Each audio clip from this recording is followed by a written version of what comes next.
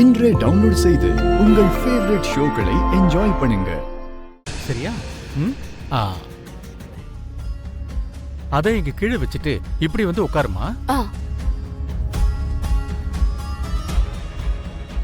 நானும் என் பொண்ணு லக்கி மட்டும்தான் உட்காருவோம்.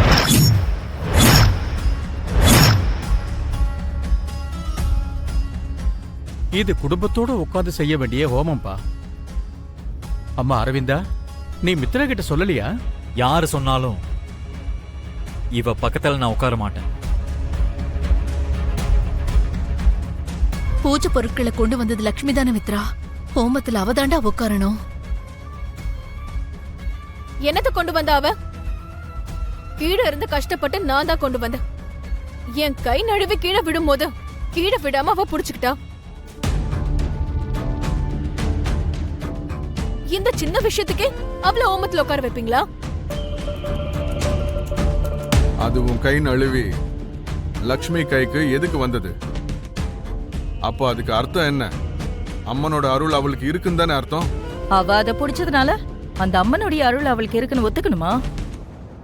மனுஷாவால அந்த பூஜை பொருட்களை ஏன் மேல வரைக்கும் கொண்டு வர முடியல? விடுங்க அத்தை, ஓமம் நடக்கிறது தான் முக்கியம். அவங்களே இருந்து பண்ணட்டும். அவரு பக்கத்துல நீதாமா இருக்கணும். அவ இருந்தானா நான் பூஜை செய்ய மாட்டேன். கை எடுத்து கும்பிடுறேன்டா.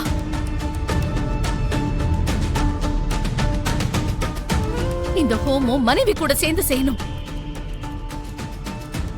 உன் பக்கத்துல உன் பசங்க இருக்கணும். அப்பதான் குழந்தைங்களுக்கும் இருக்கிற ஆபத்து போகும். தயவு செஞ்சு இதெல்லாம் புரிஞ்சுக்கூடா. பெரியம்மா, பெரியப்பா, ஜோசியர் இவங்க எல்லாரும் சொல்றாங்கல்ல பண்ணனு.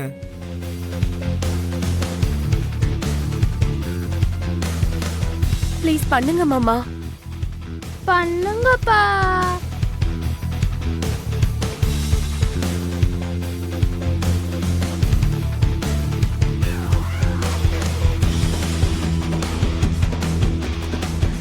சரி,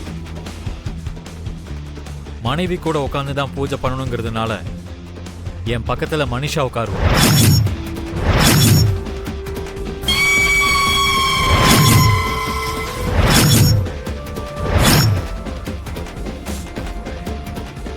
அந்த பொண்ணால உன் பக்கத்துல எப்படி உட்கார முடியும்பா?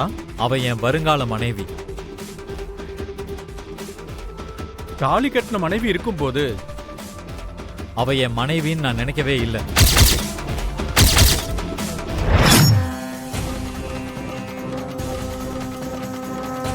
உனக்கு கல்யாணம் ஆனது லட்சுமி கூட மித்ரா.